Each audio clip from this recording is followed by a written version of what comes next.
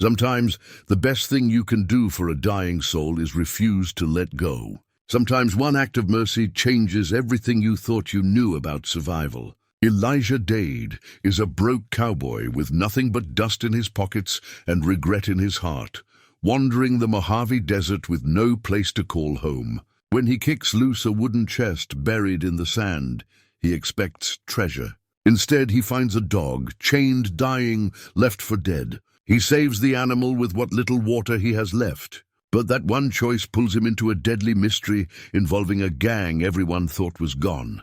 Stolen gold that was never found, and a trail of bodies buried by secrets. What could a half-dead dog possibly know that powerful men would kill to keep silent? Before we jump back in, tell us where you're tuning in from. And if this story touches you, make sure you're subscribed, because tomorrow I've saved something extra special for you. The old stage stop sat like a broken tooth against the Mojave sky, its adobe walls half melted by 100 summers, and its roof timbers exposed where the shingles had long since blown away. Elijah Dade had been squatting there for 3 weeks, maybe 4.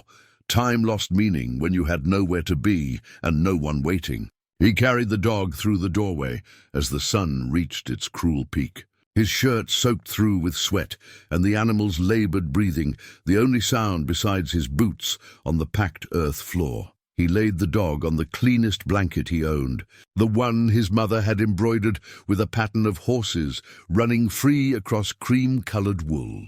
The blanket was threadbare now, its edges frayed, but Elijah kept it folded at the bottom of his bedroll and only used it on the coldest desert nights. Now he spread it out for this dying creature, smoothing the fabric with hands that had grown rough from years of holding nothing but rope and leather and disappointment. The dog was some kind of cattle dog mix, maybe 30 pounds when healthy, but now just skin stretched over bone and matted fur the color of rust and sand. Its tongue was swollen, its eyes sunken deep in their sockets. Elijah had seen animals die of thirst before, seen men die of it too once, and he knew this dog had maybe hours left, maybe less. He poured water from his canteen onto a tin plate and held it near the dog's muzzle. The animal didn't respond at first, so Elijah dipped his fingers in the water and moistened the dog's mouth, working the liquid between its lips. After a moment, the tongue moved, a weak attempt to lap at the moisture. Elijah held the plate steady and watched as the dog took 3 small swallows before exhaustion pulled it back into unconsciousness. "That's a start," Elijah said quietly. He sat back on his heels and looked at the dog properly for the first time since digging it out of that chest. The chest itself was still outside, its weathered wood dark where the sand had preserved it. Someone had buried it deliberately, had chained this animal inside and left it to die slowly in the heat. The cruelty of it sat heavy in Elijah's chest. He'd known cruelty before, had felt its weight when the bank took his family's ranch 6 years ago, when his father had stood in the yard watching strangers drive fence posts into land that had belonged to the Dades for 3 generations. His father had died that winter, and Elijah always wondered if it was the cold that killed him or the breaking of his heart. Either way, Elijah had been alone ever since, drifting from ranch to ranch, working when he could find work, sleeping rough when he couldn't. The stage stop had been abandoned for at least 20 years, maybe longer. It sat 10 miles from the nearest road and twice that from the nearest town, a place called Copper Wells that had dried up when the mines did. Elijah had stumbled across it while trailing a rumor of work at a cattle operation that turned out not to exist. He'd decided to rest here a few days before moving on. Those days had stretched into weeks. Something about the place appealed to him, the way it still stood despite being forgotten, the way the desert hadn't quite managed to reclaim it yet. Now he had a reason to stay a while longer. He checked his water supply. 2 canteens, both half full. A 3rd canteen buried in the sand outside, his emergency reserve. Maybe 3 days' worth if he was careful, less if he was sharing with the dog. There was a dried spring about 6 miles northwest. He'd found it on his 2nd day, but the walk there and back took most of a morning. He'd need to make that trip tomorrow, Elijah stood and moved to the corner where he kept his possessions. Everything he owned fit in a single leather saddlebag that had belonged to his father. He opened it and pulled out the contents, laying them on the ground with the care of a man who knew the value of small things. A bone-handled folding knife, a tin of matches wrapped in oilcloth, a deck of cards so worn the suits were barely visible, $47 in bills and coins, saved from his last honest job 3 months ago. A photograph of his parents, the edges curled and the image faded to sepia, and at the bottom, wrapped in a handkerchief, his father's pocket watch. He unwrapped the watch and held it in his palm. The silver had tarnished to a dull grey, and the glass face was cracked across the middle, but Elijah had never tried to fix it or sell it. The watch had stopped at 3:47, the exact time his father had been told the bank was foreclosing. Elijah had been there that day, had seen his father check the watch and watched it slip from his fingers to shatter on the porch steps. His father had picked it up without a word, wound it once and put it in his pocket. It never ran again. Elijah held the watch to his ear out of habit, knowing he'd hear nothing. Then he wrapped it carefully and placed it back in the saddlebag. Some things you carried, not because they worked, but because they reminded you of what mattered. He returned to the dog and checked its breathing. Shallow but steady. The animal's ribs rose and fell with determined rhythm, and Elijah felt something shift in his chest, a small warmth he hadn't felt in a long time. Hope, maybe, or just the satisfaction of keeping something alive that the world had tried to kill. The afternoon wore on. Elijah sat with his back against the wall, hat pulled low over his eyes, listening to the dog breathe and to the wind moving sand against the outside walls. He dozed, but lightly, the way a man learned to sleep when he'd been alone too long. Every hour or so he woke and gave the dog more water, and each time the dog drank a little more. As the sun dropped toward the western hills, painting the desert in shades of copper and gold, the dog opened its eyes. Elijah happened to be looking right at it when it happened. The eyes were brown, darker than the desert sand, and they fixed on Elijah with an intensity that seemed impossible for an animal so close to death. "Hey there," Elijah said softly. "Welcome back." The dog didn't move, just kept watching him with those steady eyes. Elijah poured more water and brought it closer. This time, the dog lifted its head slightly and drank on its own, taking 6 full laps before resting again. "Progress. You're a fighter," Elijah said. "That's good. You're going to need that." He had some jerky in his bag, the last of what he'd bought in Copper Wells, and he tore off a small piece, softening it with water before offering it to the dog. The animal sniffed it, took it carefully between its teeth and ate with the slow deliberation of the very hungry. Elijah gave it one more piece and then stopped. Too much food too fast could be as dangerous as none at all. As darkness fell, Elijah lit a small fire in the crumbling hearth, using the last of the mesquite he'd gathered days ago. The flames threw dancing shadows on the walls, and the dog watched the light with what might have been contentment or might have been simple exhaustion. Elijah boiled water and made weak coffee from grounds he'd already used twice before. He sat drinking it, feeling the warmth spread through his chest, and talked to the dog in a low voice. "I had a dog once," he said. "When I was a boy, she was a Gila, blue and white, smartest animal I ever knew. She lived 14 years and died in her sleep on the porch where she'd spent every summer of her life. My father buried her under the cottonwood tree by the creek. I wonder sometimes if that tree's still there. If any of it's still there." The dog's eyes tracked him as he spoke, and Elijah found it comforting to have something living to talk to, even if it couldn't answer. "I don't know why someone did this to you," he continued. "Don't know what you saw or what you know, but I can tell you this, whoever did it was a coward. Takes a special kind of meanness to chain up an animal and leave it to die slow." He finished his coffee and set the cup aside. The fire burned low, just embers now, but Elijah didn't add more wood. Tomorrow he'd need to find more fuel, along with water and food. The list of necessities was always longer than the list of solutions, but that was nothing new. Before sleeping, he examined the dog more carefully. The animal tolerated his touch, too weak to protest, or maybe sensing he meant no harm. The fur was matted with sand and dried blood in places, abrasions from the wooden chest, maybe from struggling against the chains. Elijah found the collar, a thick leather band with a heavy buckle. He started to remove it, thinking it might be more comfortable for the dog, but something made him stop. There was a mark on the collar. He carried it closer to the fire's dying light. Burned into the leather was a symbol, a scorpion, its tail curved in a striking position. And below it, small letters he had to squint to read. Elijah sat very still, the collar in his hands, the dog watching him from the blanket. RM. He knew those initials, though it had been years since he'd heard the name spoken aloud.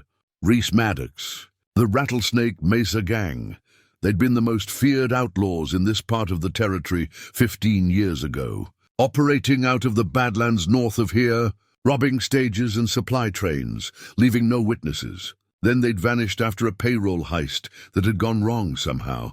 Elijah had been just a young man then, working his father's ranch, but everyone had heard the stories. The gang had been gunned down by a posse, or so people said.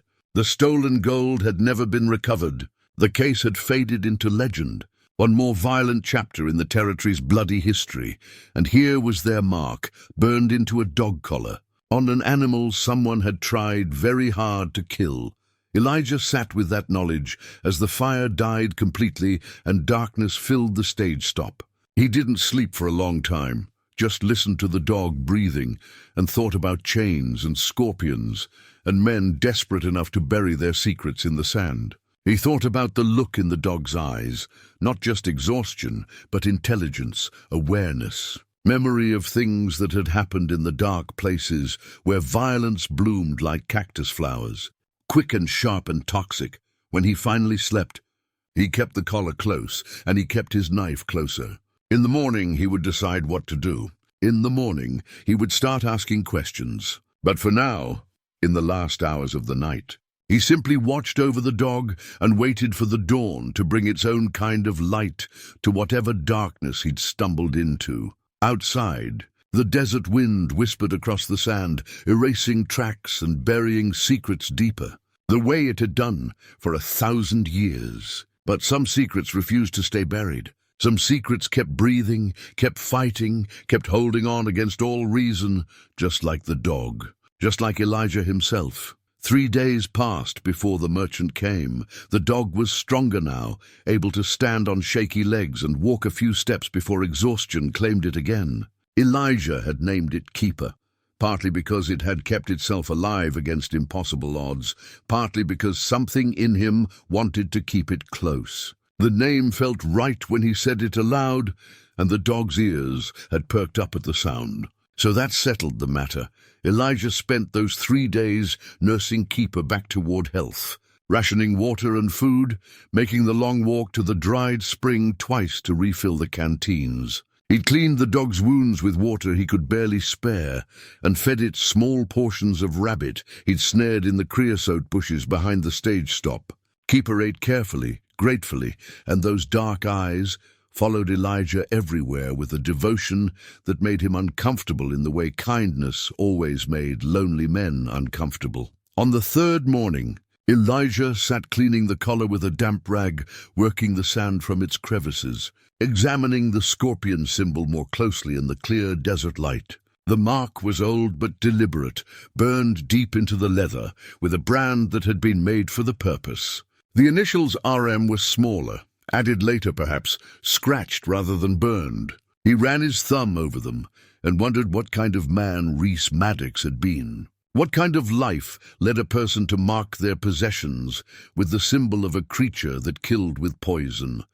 That's when he heard the wagon. Elijah stood quickly, automatically reaching for the rifle he kept near the door, an old Winchester his father had left him. Well-maintained, but with a firing pin that stuck sometimes when the gun got too cold or too hot. He moved to the window, keeping to the shadows, and watched as a covered wagon rolled into view, pulled by 2 tired mules and driven by a man with a grey beard and a broad-brimmed hat. A merchant then. The kind who traveled the lonely roads between dying towns, selling supplies and buying whatever broken things people were willing to part with. Elijah had met plenty of them over the years. Some were honest, some weren't. All of them talked too much, which made them either good company or dangerous, depending on what you needed to stay secret. Keeper growled low in his throat, the first sound the dog had made beyond whimpering in pain. Elijah glanced back at him. Easy, let's see what he wants. The merchant pulled his wagon to a stop about 20 yards from the stage stop and called out in a friendly voice, "Hello, the house? I mean no trouble. Just looking to rest my animals and maybe trade for water if you can spare it." Elijah considered this. Water was precious, but the merchant was alone, and his wagon looked legitimate, supplies visible under the canvas cover, no sign of weapons within easy reach. Besides, merchants heard things, knew things. Might know something useful about a collar with a scorpion on it. "Come ahead," Elijah called back. "Keep your hands where I can see them." The merchant climbed down from his wagon with the stiff movements of a man who'd been riding too long. He was older than Elijah had first thought, maybe 60, with a weathered face that spoke of decades under the brutal sun. He approached the stage stop with his hands raised slightly, palms out, the universal gesture of peace. "Name's Walter Hicks," the merchant said. "I appreciate the hospitality. It's a long stretch between here and anywhere else." Elijah Dade. He lowered the rifle slightly but didn't put it down. "I can spare some water for your mules. Got coffee if you want to sit a minute?" "That would be a kindness," Walter said. He glanced past Elijah into the dim interior of the stage stop. "That a dog I hear in there?" Elijah hesitated, then nodded. "I found him a few days ago, half dead." "Well, that's Christian of you, helping an animal in need." Walter's eyes were shrewd despite his friendly demeanor. "Hard to keep yourself fed and watered out here, let alone a dog." They watered the mules first. Elijah insisted on that. Having grown up with his father's rule that you always tended animals before yourself, and then went inside where Elijah boiled water for coffee. Walter sat on an old crate, his eyes adjusting to the dim light, taking in Elijah's sparse possessions with the practiced assessment of a man who'd seen poverty in all its forms. Keeper watched Walter from the blanket, no longer growling but tense, ready. Walter noticed the dog and smiled. "That's a good-looking animal." "Cattle dog?" "Some kind of mix," Elijah said. He poured the coffee into 2 tin cups and handed one to Walter. "He's been through something hard, haven't we all?" Walter said philosophically. He sipped his coffee and sighed. "That's good, real good. Been drinking my own for 2 weeks straight, and it tastes like boot leather." They sat in companionable silence for a moment. The kind of quiet that existed between strangers who understood the value of not talking just to fill space. Then Walter's eyes fell on the collar, which Elijah had left on the floor near the dog. The merchant's expression changed just slightly, a tightening around his eyes, a stiffness in his shoulders. "Where'd you say you found that dog?" Walter asked, his voice carefully neutral. Elijah met his eyes. "Buried in a chest out in the sand. Someone had chained him inside and left him to die." Walter set down his coffee cup with exaggerated care. "And that collar. You get a good look at that collar? The scorpion?" Elijah picked it up, held it where the light from the door could catch it. "And the initials. RM. I've been wondering about that." Walter was quiet for a long moment, his eyes on the collar with an expression Elijah couldn't quite read. Fear, maybe, or old anger, or both. Finally the merchant spoke, his voice low. "You ever hear of the Rattlesnake Mesa gang?" "I've heard of them. Long time ago. They're dead." "Supposed to be," Walter agreed. "Supposed to be dead 15 years now. Killed in a shootout with a territorial posse after they robbed a railroad payroll shipment. Biggest heist in these parts. 60,000 in gold coins meant for the railroad workers up north. Never recovered. The gang was wiped out, or so the story goes." Elijah waited, sensing there was more. "Reese Maddox was the leader," Walter continued. "Mean as a snake, but smart, real smart. That scorpion was his mark. He burned it into everything he owned. Saddles, bags, even his gun belt. Wanted people to know who they were dealing with." "You knew him?" Elijah asked. "Knew of him. Saw him once in Copper Wells, years before the robbery." He had a boy with him, maybe 8 or 9 years old. And a dog, not this dog, but one like it. Reese Maddox wasn't all evil, I guess. He loved that boy and that dog. Didn't stop him from killing 3 men during the payroll robbery, though. Walter stood and moved to the door, looking out at the empty desert, as if checking to make sure no one was listening. When he spoke again, his voice was even quieter. There's been talk lately.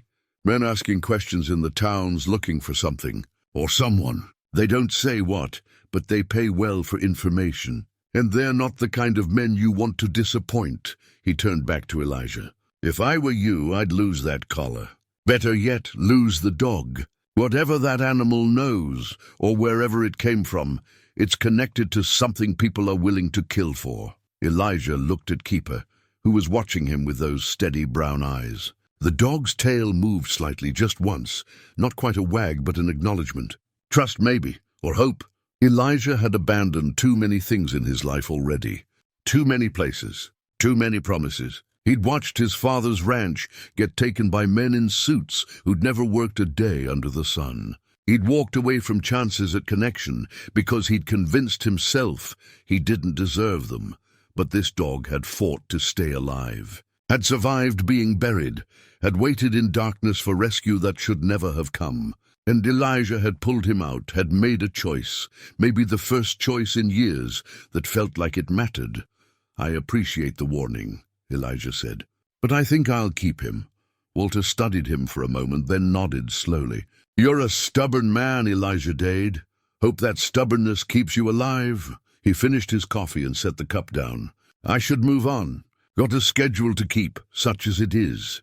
Elijah walked him to the wagon and watched as Walter climbed up to the driver's seat. The merchant gathered the reins, then paused. One more thing. The boy, Maddox's son, his name was Clayton. No one knows what happened to him after the shootout.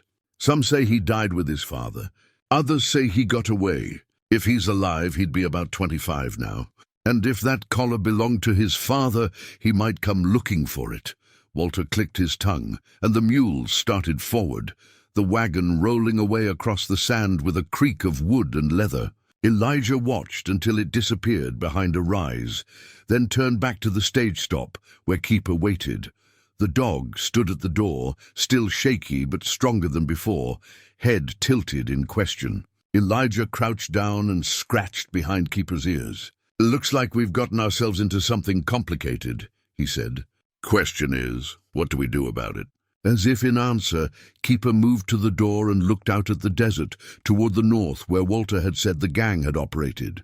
The dog whined softly, a sound that wasn't distress, but something else, urgency maybe, or memory trying to surface through trauma and time. Elijah followed the dog's gaze and saw what Keeper had already sensed. Dust on the horizon, too much dust for a single wagon. Riders, several of them moving parallel to the route Walter had taken. They were too far away to see clearly, but they were there, watching, waiting, following trails that only they understood. Elijah went inside and checked his rifle's action, made sure the firing pin moved smoothly. He had maybe 20 rounds of ammunition and his knife and his wits. Not much, but he'd worked with less. He looked at Keeper, who had followed him inside, and now sat watching him with absolute attention. All right, Elijah said quietly. You want to show me what this is about? Fine, but we do it smart. We stay alive. Deal? Keeper's tail thumped once against the floor. Good enough, Elijah said. He strapped on his father's gun belt, empty now of the revolver he'd sold 2 years ago for food money, but useful still for carrying extra ammunition and his knife. He packed his saddlebag with what little food they had, filled the canteens, and rolled up his mother's embroidered blanket. By the time the sun reached its apex, Elijah and Keeper were gone from the stage stop, heading north into the desert where secrets lay buried and dangerous men waited for answers that only a half-dead dog could provide. Behind them, the riders turned their horses and began to follow. They walked for 3 hours before Elijah allowed them to rest in the shade of a rock outcropping that jutted from the sand like a broken bone. Keeper had done well, his strength returning with each day, but the desert heat was merciless, and Elijah knew better than to push too hard. He poured water into his cupped hand and let the dog drink, then took a careful sip himself, feeling the liquid trace a cool line down his throat. While Keeper rested, Elijah examined the collar again in better light. He'd been wearing it looped through his belt, didn't feel right to leave it behind, and he wanted it close in case Walter's warnings proved prophetic. The leather was thick, well made, the kind that lasted decades if properly cared for. Someone had valued this collar, had burned their mark into it with pride or possessiveness, or both. As he turned it over in his hands, something odd caught his attention. The inner lining, where the collar sat against the dog's neck, felt thicker than it should. Elijah ran his thumb along the seam and felt something there, a ridge, a hardness that didn't belong. He pulled out his knife and carefully worked the tip between the outer leather and the inner lining, prying gently so as not to damage whatever might be hidden. The stitching gave way, old thread parting easily, and something fell into his palm, a piece of oiled canvas, folded tight and small. Elijah unfolded it with careful fingers, his heart beating faster with the thrill of discovery. It was a map, or part of one. The canvas had been torn along one edge, leaving only a fragment of what must have been a larger whole. But what remained was detailed, terrain features drawn in careful ink, coordinates marked in one corner, symbols that might indicate water sources or landmarks. The area depicted looked like the Badlands north of here, deep canyons and mesa formations that the Mojave was known for. And in the center of the map, circled in red ink, was a small Elijah sat very still, holding the map, understanding settling over him like the desert sun, heavy, inescapable, changing everything. This was why someone had tried to kill Keeper, not just because the dog had belonged to Reese Maddox, but because the dog were the key to finding what Maddox had hidden. The 60,000 in gold coins, the fortune that had vanished with the gang 15 years ago. What did you see, boy? Elijah asked softly. Keeper lifted his head, ears forward, as if understanding that Elijah was asking something important. What happened out there? The dog whined, a sound low in his throat that carried old pain. Then Keeper stood, shook himself, and moved to face north again, the same direction he'd been pulling toward since they'd left the stage stop. The same direction the map indicated. Elijah folded the map carefully and tucked it into his shirt pocket, then stood. All right, but we need supplies first. Water won't last us more than 2 days at this pace. And we need more than I've got. They continued north. But Elijah angled their path toward the east, toward a place he'd heard about from Walter and other travelers, a trading post called Graven's, run by an old prospector who'd given up looking for gold and settled for selling beans and whiskey to the desperate men who still searched. It was 8 miles off their current course, but necessity outweighed efficiency. They reached Graven's as the sun began its descent, painting the sky in colors that made Elijah think of copper and rust and all the beautiful violence of desert sunsets. The trading post was just a shack with a false front, pretending to be bigger than it was, with a corral out back and a hand-painted sign that read, "Supplies, fair prices, no credit." A woman was standing outside, drawing water from a well that looked barely functional. She was maybe 40, lean and weathered in the way desert people got weathered, with dark hair pulled back severe and eyes that assessed Elijah before he'd even fully approached. She wore a split riding skirt and a man's shirt, and there was a pistol holstered at her hip. "Worn comfortable and low. We're closing soon," she said, her voice flat. Not unfriendly, but not welcoming either. "Just need water and maybe some jerky if you've got it," Elijah said. "Can pay?" The woman's eyes moved to Keeper, and something changed in her expression, a flash of recognition or surprise, there and gone so quickly Elijah almost missed it. "That your dog?" "He is now. Where'd you find him?" Elijah hesitated, weighing how much truth to offer. "Buried out in the sand. Someone had left him to die." The woman set down her water bucket and studied Elijah more carefully. "I'm Sarah Morrow. I run this place since old Graven died last winter. You got a name?" "Elijah Dade." "Dade," she repeated as if testing the word. "I knew some Dades once. Had a ranch south of Copper Wells. Good people. My father's ranch, Elijah said. Lost it 6 years ago. I remember hearing about that. I'm sorry. She gestured toward the door of the trading post. Come on then. I'll sell you what you need. Inside, the post was cramped and dim, shelves stocked with the basics: flour, coffee, canned goods, ammunition, rope. The smell of dust and old wood and tobacco lingered in the air. Sarah moved behind the counter with practiced ease, gathering supplies while Elijah counted out his money, watching his small stake shrink with each purchase. Where you headed? Sarah asked, her tone casual, but her eyes were sharp. North, Elijah said, offering nothing more. That's vague. She wrapped the jerky in brown paper, tied it with string. Men are looking for something in the North Badlands. They come through here sometimes, asking questions. They're not pleasant men, I've heard. Sarah paused, her hands still on the counter. That dog of yours, he belonged to someone specific, didn't he?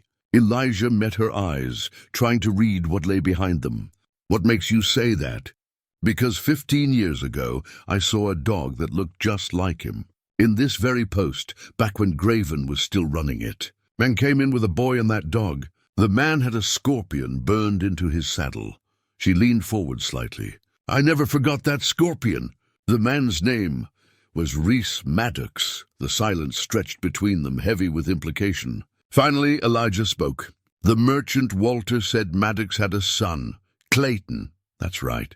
Boy was maybe 8 when I saw him. Sweet kid, even if his father was a killer. The boy loved that dog. Sarah's expression darkened. 3 months after I saw them here, the gang hit the railroad payroll. My husband was a guard on that shipment. They killed him in the robbery. Elijah absorbed this, understanding now why Sarah had recognized Keeper, why she'd gone still at the sight of him. I'm sorry. It was a long time ago, Sarah said, but her voice carried the kind of pain that time didn't actually heal, just made easier to carry. They said the gang died in the shootout with the posse, said Maddox was killed, the boy too, but they never found all the bodies, and they never found the gold. She pushed the supplies across the counter toward Elijah. If that dog knows where the gold is, there are men who'll kill you for it. And if Clayton Maddox is still alive, he'll come for it too. Why are you telling me this? Sarah's smile was grim. Because my husband died for that gold, and it's been sitting out there somewhere for 15 years, while his killer's names faded from memory. If that dog can lead someone to it, maybe it's time the truth came out. Maybe it's time someone made sure justice got served, even if it's late. Elijah gathered the supplies, shouldering the pack. I'm not looking for justice, just trying to understand what I've stumbled into. Amounts to the same thing sometimes, Sarah said. She came around the counter, moving to the window where she could watch the desert. There were riders through here 2 days ago. Hard men, asking about a dog. I told them nothing, but they'll be back. They always come back. I should go, Elijah said. Wait.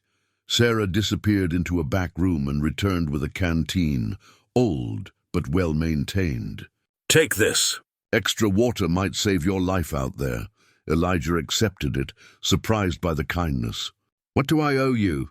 Consider it a gift for taking care of that dog. She touched Keeper's head gently, and the dog leaned into her hand. He deserved better than to be buried alive. They all did. As Elijah and Keeper prepared to leave, Sarah called out one more time. Elijah, the boy, Clayton. If he's alive, he'd be a man now. Could be anyone. Could be watching right now, waiting to see what you do with what you found. I'll keep that in mind. Outside, the sun had dropped below the horizon, leaving the sky bruised purple and orange. Elijah checked the map once more, orienting himself by the stars that were beginning to emerge. Keeper stood beside him, patient and ready, as if he'd been waiting 15 years for someone to finally follow where he needed to lead. They walked into the cooling darkness, leaving Graven's trading post behind. Sarah watched them go from the doorway, a lone figure silhouetted against the lamplight inside. And somewhere out in the vast dark of the desert, men who were very good at hunting moved closer to their quarry, following trails that only they could see. They traveled by moonlight, which was safer than daylight, but harder on the eyes and the nerves. Every shadow could hide a man with a rifle.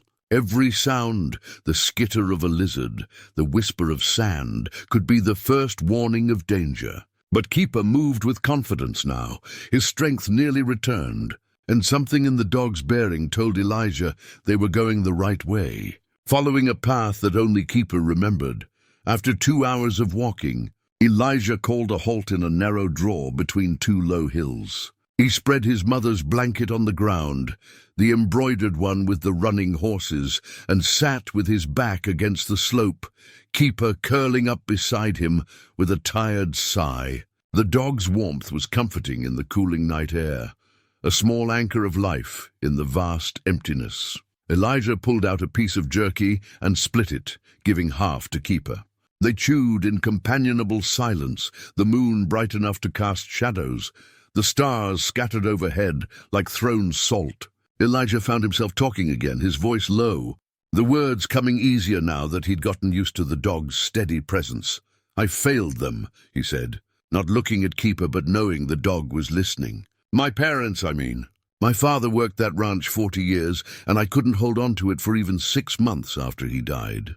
The bank came with their papers and their lawyers, and I just stood there and watched it happen. Didn't fight. Didn't even try." Keeper shifted closer, his head resting on Elijah's leg, and Elijah ran his hand over the dog's fur, feeling the scars from the chains beneath the healing skin. I told myself there was nothing I could do, that the debt was too big, the system rigged against men like us. And maybe that was true, but part of me knows I just gave up. Let the weight of it crush me instead of fighting back. He paused, looking up at the stars his father had taught him to navigate by. "I've been running ever since. Not toward anything, just away. From responsibility, from connection, from the chance of failing again." The dog made a soft sound, not quite a whine, and Elijah found himself smiling despite everything. "You don't care about any of that, do you? You just know someone pulled you out of the dark and gave you water. Simple as that, but it wasn't simple, and they both knew it. This journey north, following a map hidden in a collar tracking mysteries and ghosts, it was the opposite of simple. It was complicated and dangerous and probably stupid, but it was also the first thing in 6 years that felt like it mattered, like it might lead somewhere other than more dust and more loneliness. They slept in shifts, Elijah dozing while Keeper kept watch, then switching when the dog's fatigue showed. It was the kind of trust that couldn't be rushed or forced.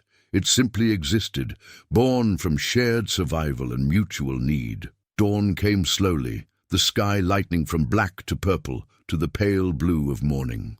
Elijah woke fully as the sun crested the eastern hills, and they shared water and the last of Sarah's jerky before continuing north. The landscape was changing, the flat desert giving way to more broken terrain, arroyos and washes carved by flash floods that came once in a decade. Rock formations weathered into strange shapes by wind and time. It was mid-morning when Keeper stopped suddenly, his body going rigid, ears forward. Elijah froze, hand moving to his rifle, scanning the horizon for riders or movement. But Keeper wasn't looking ahead. He was looking down into a dry creek bed that cut across their path. Elijah approached carefully and saw what had caught the dog's attention. The remains of a camp, old but still visible. Fire-blackened stones arranged in a circle, bits of rusted metal, a coffee pot, a broken pan, and bones, scattered by time and scavengers, but unmistakably human. They climbed down into the creek bed, Keeper moving with visible reluctance, and Elijah examined the site more carefully. Multiple fire rings suggested several men had camped here for days, maybe weeks. The bones belonged to at least 2 people, maybe more. It was hard to tell after 15 years of desert exposure. There were cartridge casings half buried in the sand, dozens of them, telling a story of violence and betrayal. This was where it had happened, where the Rattlesnake Mesa gang had turned on itself, or been ambushed by the posse, or both. The place where Reese Maddox had died, where his son Clayton had either died too or somehow escaped. The place where secrets had been born in blood and then buried by sand. Keeper whined and moved to a specific spot near the creek bank. Elijah followed and found more bones, smaller, partially covered by a rock slide that had happened years ago. A child's skeleton, Clayton, or someone else caught in the violence? There was no way to know, but the sight of those small bones filled Elijah with a cold anger at the waste of it all. He was about to move on when something glinted in the sand near his boot. He crouched and brushed away the dirt, revealing a badge. Tarnished copper, the star of a deputy worn nearly smooth by time and weather. Elijah picked it up, turned it over in his hand. Why would a lawman's badge be here, at an outlaw camp? Unless the posse had tracked them here and someone had fallen. Or unless the thought came sudden and unwelcome. Unless the law had been working with the outlaws. Unless someone with a badge had betrayed their trust, had helped set up the robbery or the ambush or both. Elijah pocketed the badge and stood, looking around the old campsite with new eyes. This place held more questions than answers, and every answer he found seemed to spawn 3 new questions. But one thing was clear. The story of the Rattlesnake Mesa gang wasn't as simple as people had believed. There were layers here, complications, betrayals within betrayals. Keeper was ready to move on, his ears flat against his head, his whole body language saying he wanted to be away from this place of death. Elijah understood. The dead couldn't tell their stories, and standing here wouldn't bring them peace. They continued north, leaving the creek bed behind, following the path that Keeper seemed to know by instinct or memory or whatever mysterious sense dogs possessed. The sun climbed toward noon, the heat building, and they stopped in the shade of a rock overhang to rest and drink. Elijah consulted the map again, comparing its features to the landscape around them. They were getting close to the circled X, maybe half a day's walk, if the terrain stayed manageable. That's when he noticed the tracks. Fresh ones, less than a day old, cutting across their path from the east. A single horse, moving careful and slow, stopping frequently to look at the ground. Someone was following them, had been following them probably since they'd left Graven's trading post. Elijah felt a chill despite the heat. He checked his rifle, made sure a round was chambered, and scanned the area around them. Nothing moved in the shimmering distance, but that meant little. A good tracker could stay hidden while keeping their target in sight. Could move when the target moved and disappear when they stopped. He thought about Sarah, about the way she'd looked at Keeper, the way she'd given him the extra canteen. Had she followed them? Was she out here somewhere, driven by her own need for closure about her husband's death? Or was it someone else, one of the hard men asking questions in the towns, or Clayton Maddox himself if he still lived? We need to be smart about this, Elijah told Keeper. Someone's tracking us, and I don't know their intentions. They moved more carefully after that, using terrain for cover, doubling back occasionally to check if the tracks continued. They did, always the same horse, the same patient pursuit. Not closing in for confrontation, but not giving up either. Watching, waiting. For what? Elijah couldn't say. Evening found them in a canyon system that matched the map's description. High walls of red rock, narrow passages, places where water collected after the rare rains.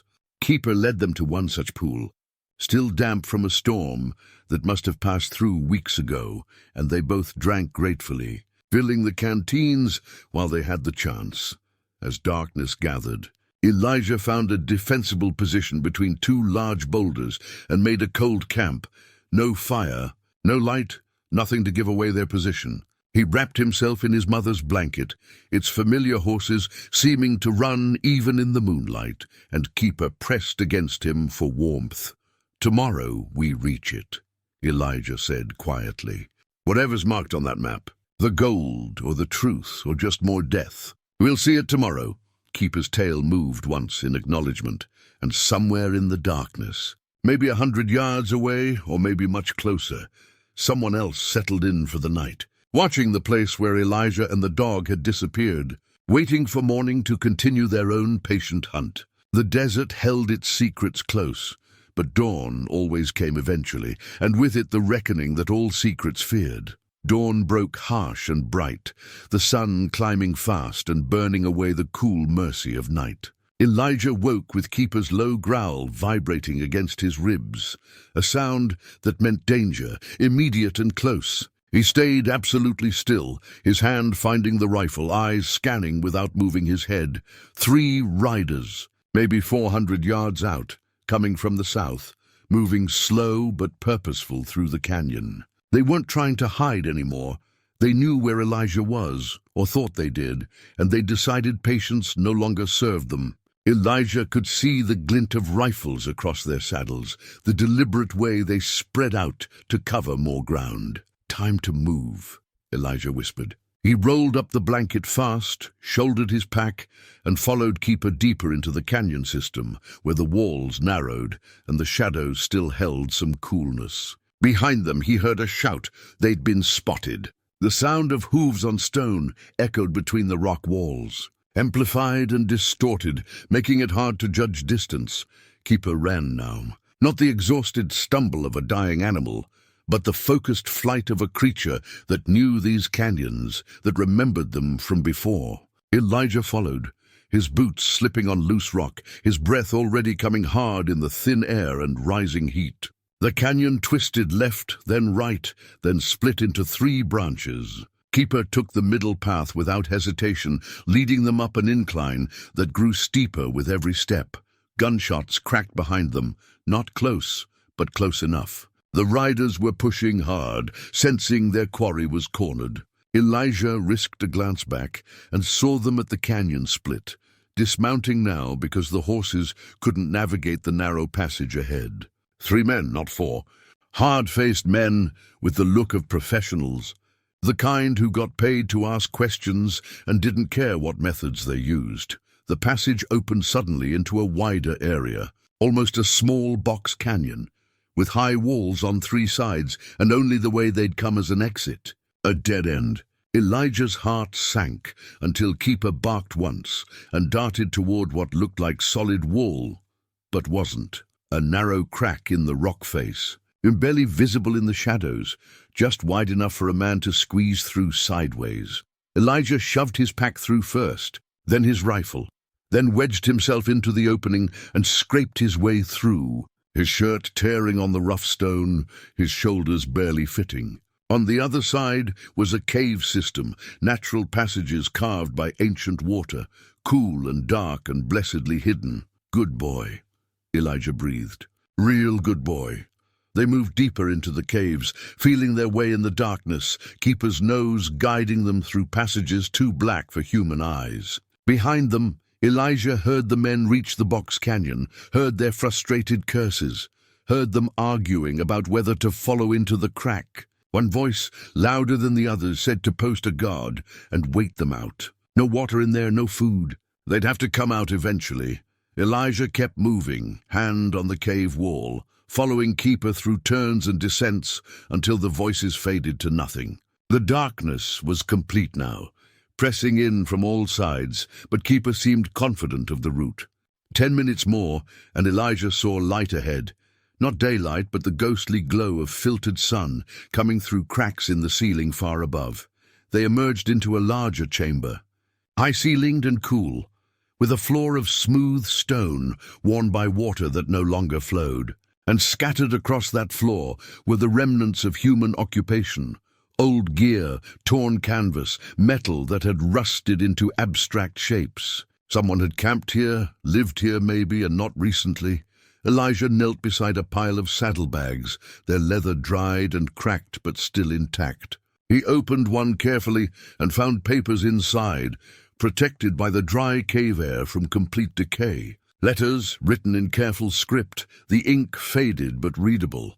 The first letter was dated 16 years ago, addressed to someone named Marshall Cotter. Elijah read by the dim light filtering from above. "Marshall, I've done what you asked and gained the gang's trust. They plan to hit the railroad payroll on the 15th. I've told them about the route change, exactly as you instructed. But I need assurances that the boy will be protected when you move in. He's innocent in this, just a child caught in his father's mistakes. Promise me Clayton won't be harmed, and I'll make sure the gang is where you need them to be." It was signed Deputy James Holloway. Elijah sat back on his heels, the implications settling over him like weight. A deputy working with the marshal to set up the gang, but trying to protect Maddox's son. An inside man feeding information to both sides, caught between duty and conscience. He read another letter, this one written days later. "Marshal, they know. I don't know how, but they know I'm working with you. Maddox confronted me last night. He's moved the camp, changed the plans. Says the railroad hit is still on, but he won't tell me when or where. I'm writing this in case I don't make it back. If something happens to me, find Clayton. He's just 8 years old. Get him away from all this." There were more letters, each one documenting Holloway's growing desperation as his cover unraveled and the gang's suspicion turned to certainty. The last letter was barely coherent. "They're going to kill me. Maddox knows everything. But I heard him talking to someone else, someone he trusts. They're planning to take the payroll and then disappear, fake their own deaths. The gold is going to be buried where no one will find it. If you're reading this, I'm already dead. The boy, please find the boy." Elijah pulled out the badge he'd found at the camp and looked at it again in the cave's dim light. Deputy James Holloway's badge. A man trying to do right, caught between impossible choices, killed for his efforts. And somewhere in all this, a marshal who'd set up the operation, who'd used his own deputy as bait, who'd orchestrated the whole bloody mess. "This wasn't just a robbery gone wrong," Elijah said aloud, his voice echoing in the cave. "This was a setup from the start. But whose setup? The laws or the outlaws?" Keeper whined softly and moved to another corner of the chamber, nosing at something in the shadows. Elijah followed and found more remains, a skeleton partially buried by rockfall, wearing the tattered remnants of clothes that might once have been a deputy's uniform. "Holloway, then! He died here in this cave, trying to escape the same men whose camp Elijah had found, in the creek bed." The whole story was rewriting itself in Elijah's mind. The gang had discovered Holloway's betrayal and killed him. Then they'd done the robbery anyway, probably suspecting the marshal would be waiting. The confrontation had happened, but not the way the official story claimed. There had been betrayal within betrayal, violence within violence, and at the center of it all, 60,000 in gold coins that had vanished as completely as morning dew under the desert sun. And young Clayton Maddox, just a boy with his father's dog, had been there for all of it. Elijah searched the rest of the chamber systematically, finding more evidence of the gang's presence. Food tins, ammunition crates, a torn bedroll. And beneath a flat stone, as if hidden deliberately, a small metal box. Inside the box was a photograph, worn and faded, but still clear enough to see. A man with hard eyes and a scorpion tattoo visible on his forearm stood beside a young boy, maybe 8 years old, with a dog at their feet. The same dog, or its ancestor, keeper, father and son. The last picture taken before everything fell apart. Elijah slipped the photograph into his pocket, alongside the letters. Evidence, or maybe just memories. Either way, they deserved to see light again, to tell their story, even if everyone in the photograph was long dead. A sound from the passage behind them. Voices, distant, but getting closer. The men had decided to follow after all, or more had come, squeezing through the crack to search the caves. Elijah couldn't tell how many or how close, but Keeper's ears were flat against his head, his body tense. "Can you get us out of here?" Elijah asked. Keeper moved to the far side of the chamber, to what looked like a solid wall, but wasn't. Another passage, even narrower than the first, climbing upward into darkness. Escape or just a deeper trap? Only one way to find out. They climbed. The passage was steep and tight, requiring Elijah to wedge himself between the walls sometimes, pushing upward with legs and back while holding the rifle and pack in front of him. Keeper scrambled ahead, finding purchase where Elijah could barely see, moving with the confidence of instinct or old memory. The voices below faded, then disappeared entirely.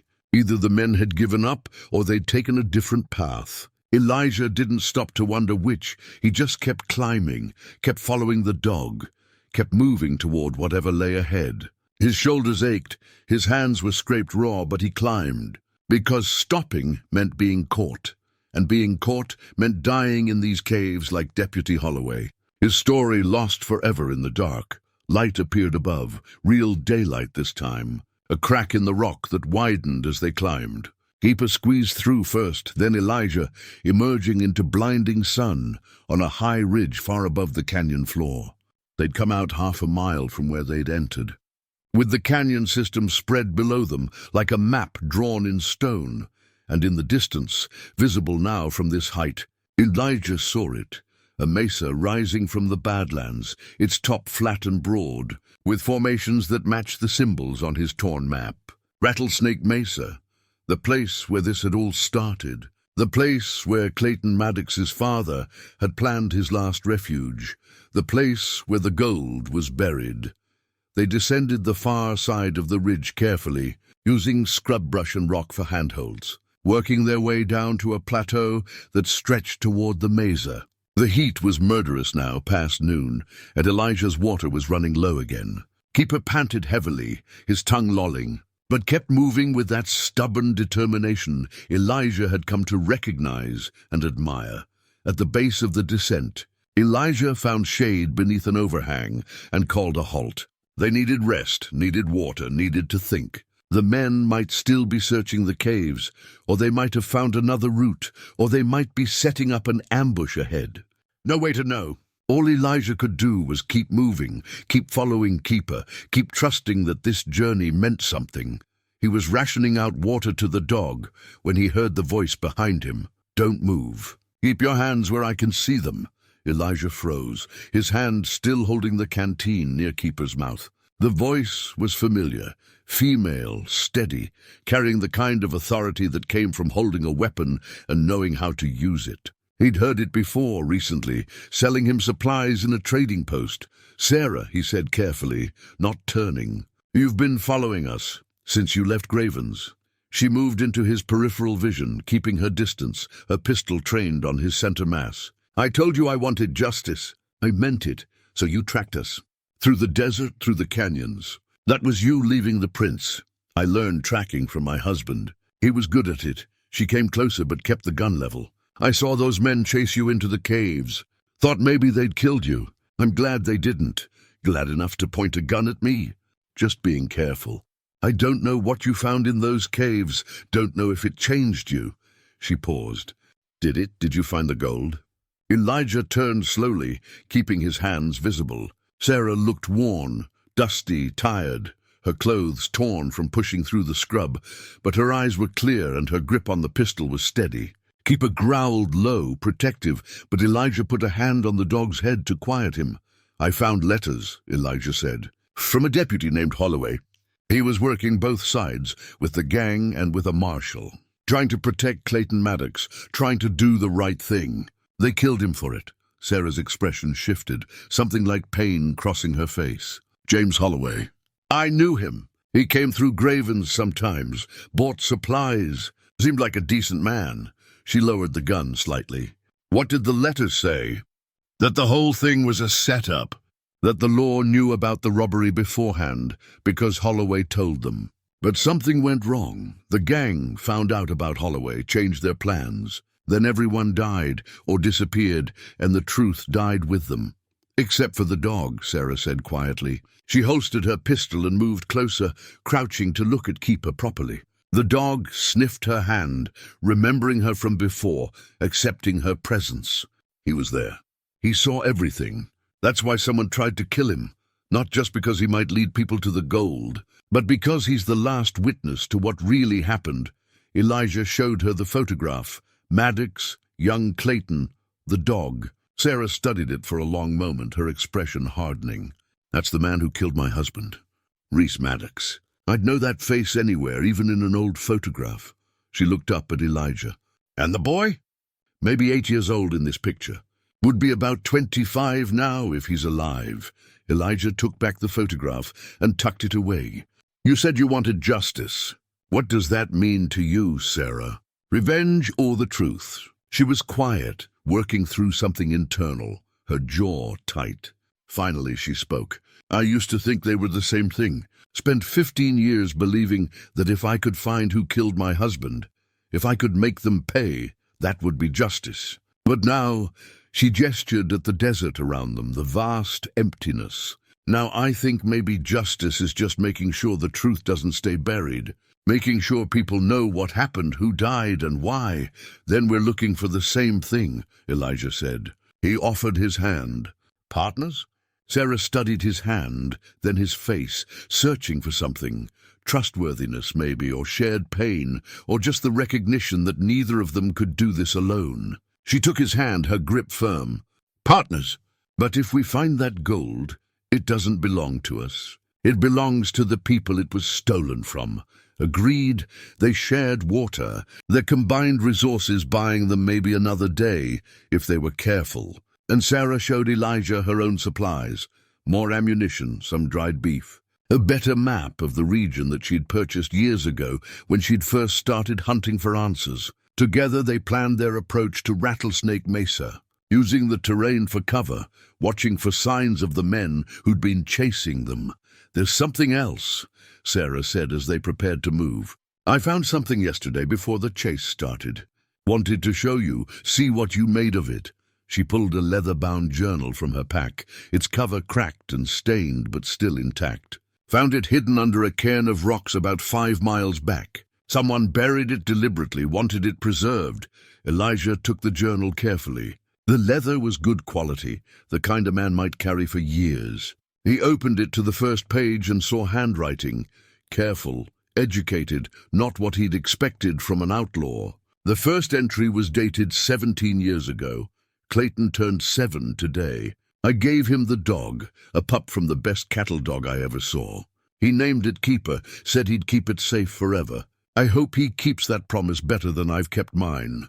This life I've chosen, it's no life for a boy.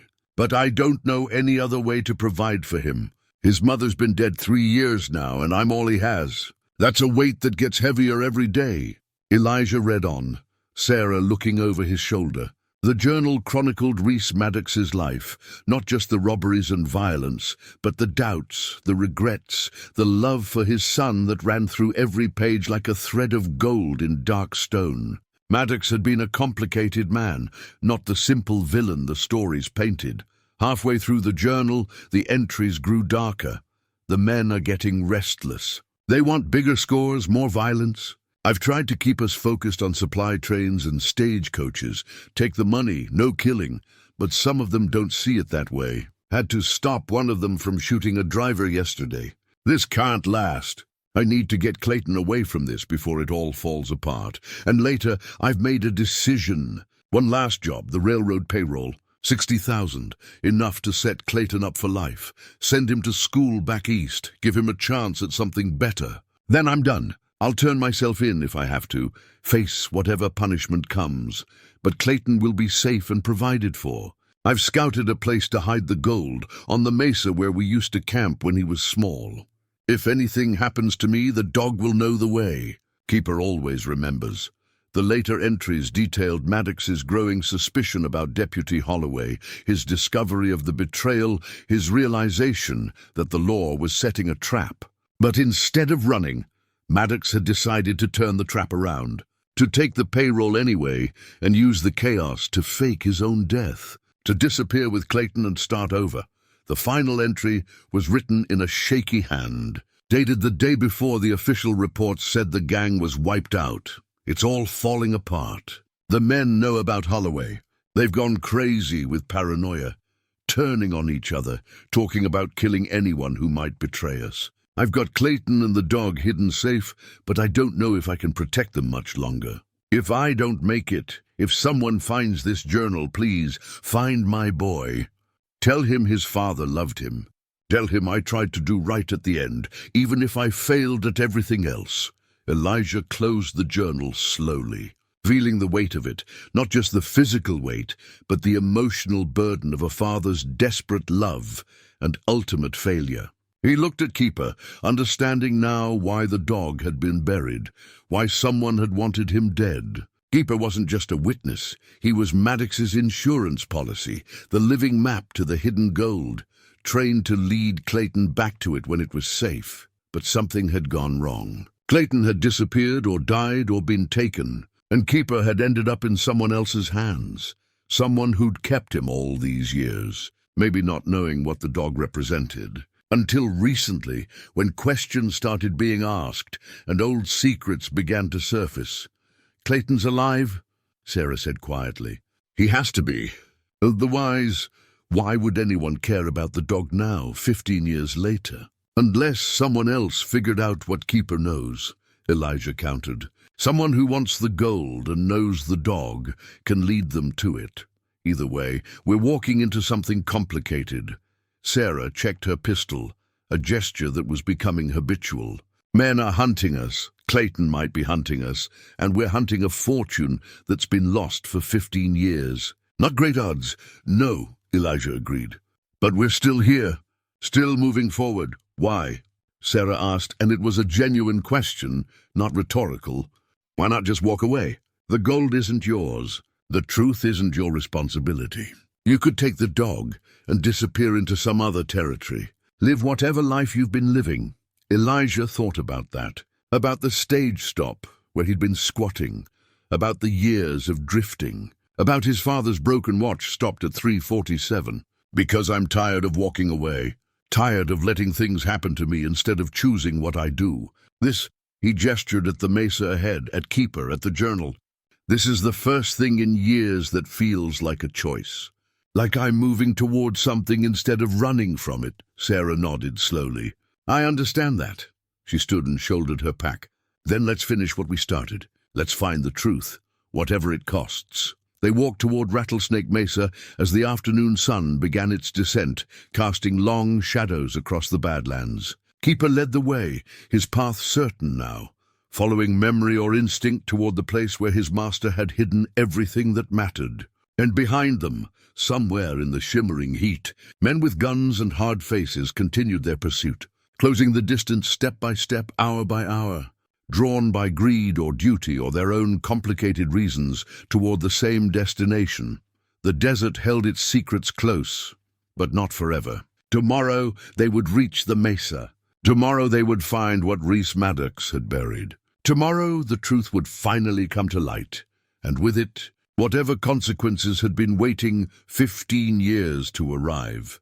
They camped that night in the shadow of Rattlesnake Mesa, close enough now that Elijah could see the ancient petroglyphs carved into its base, spirals and animal figures left by people who'd walked this land long before outlaws and gold and violence had marked it. He and Sarah took turns on watch, neither fully trusting the stillness of the desert, both aware that being this close to their destination made them vulnerable. Dawn came cool and clear. The sky, that particular shade of blue that promised heat later but offered mercy now. They shared the last of their water and the remaining food, preparing for what they both knew would be a difficult climb to the mesa's top. Keeper was alert, his tail high, body language speaking of recognition and anticipation. They were checking their gear when the voice called out from behind a rock formation about 50 yards away. "That's far enough. Both of you, hands up where I can see them." A man emerged from cover, tall and lean with sandy hair and a face that had seen sun, but not hardship. The face of someone who ate regularly, who had shelter, who lived a life one step removed from the desperate men who drifted through the territories. He wore a long coat despite the warming day, and on his chest, catching the morning light, was a sheriff's badge. "I'm Sheriff Clayton Reed from Copper Wells," the man said, his voice carrying authority and practiced calm. "I've been tracking those men who chased you yesterday. Lost them in the canyon system, but I figured they'd end up here eventually." He gestured at the mesa. "Mind if I approach? I'd like to talk about what you folks are doing out here." Sarah's hand moved toward her pistol, but Elijah caught her eye and shook his head slightly. Something wasn't right. A lawman, alone in the Badlands, claiming to be tracking dangerous men, showing up exactly where they were. Too convenient. But refusing to talk to a sheriff was its own kind of dangerous. "Come ahead," Elijah called. Nice and slow, Sheriff Reed approached with his hands visible, no weapon drawn, his manner friendly but professional. As he got closer, Elijah studied his face more carefully. Late 20s, clean-shaven, eyes that were hard to read behind a practiced smile. Nothing obviously threatening, but Elijah's instincts, sharpened by years of surviving on the edges, were screaming warnings.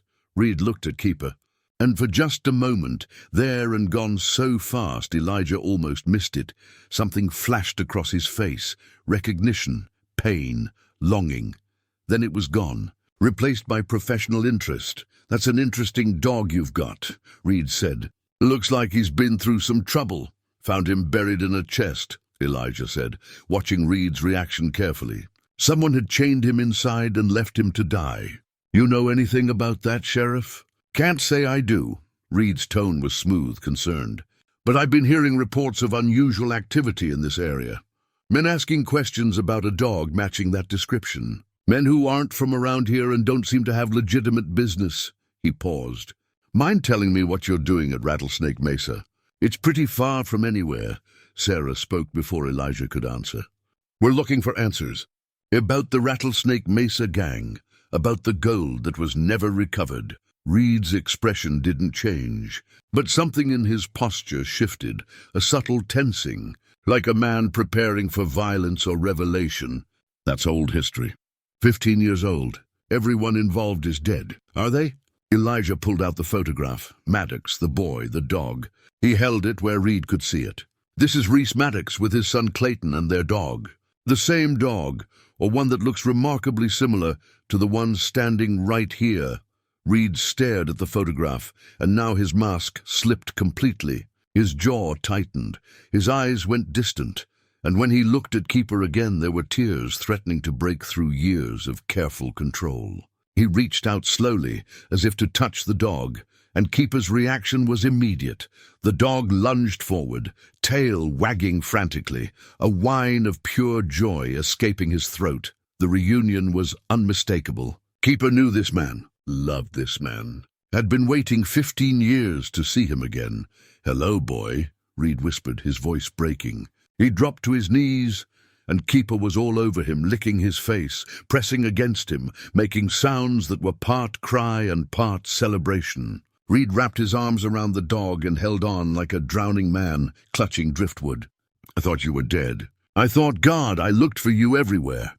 Elijah and Sarah exchanged glances, both understanding simultaneously. Sarah's hand moved back to her pistol, but Elijah stopped her again with a subtle gesture. "Let this play out. See where it led."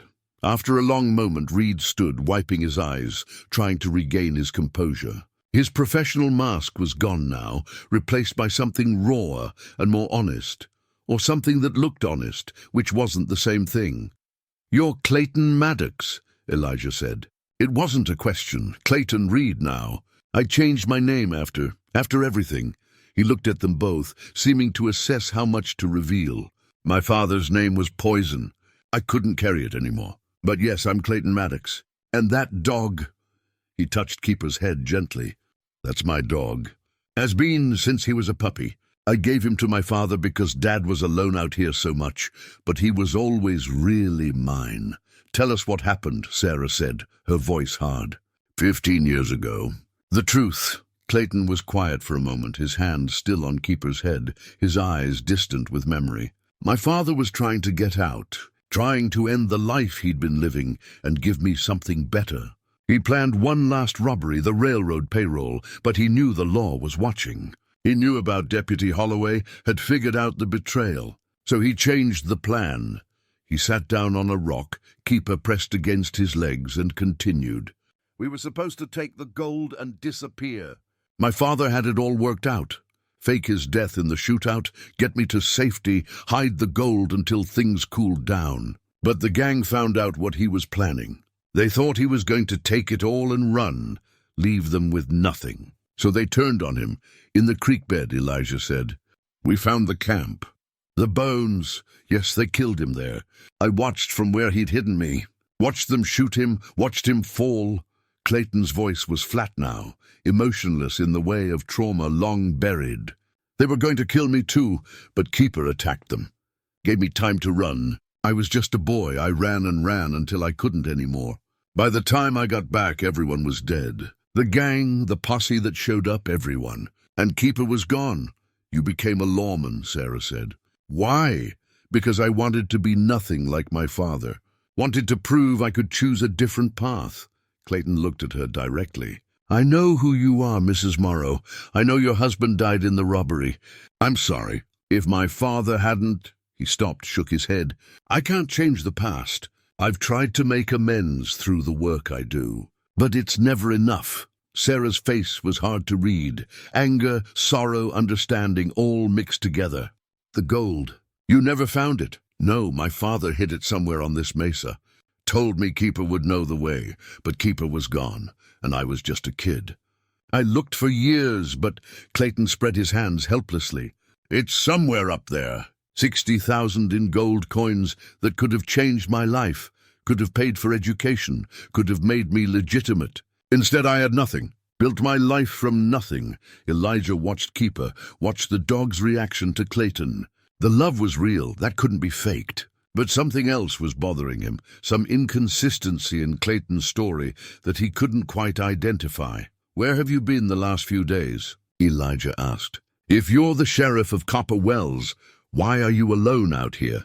Clayton's expression shifted, something calculating entering his eyes.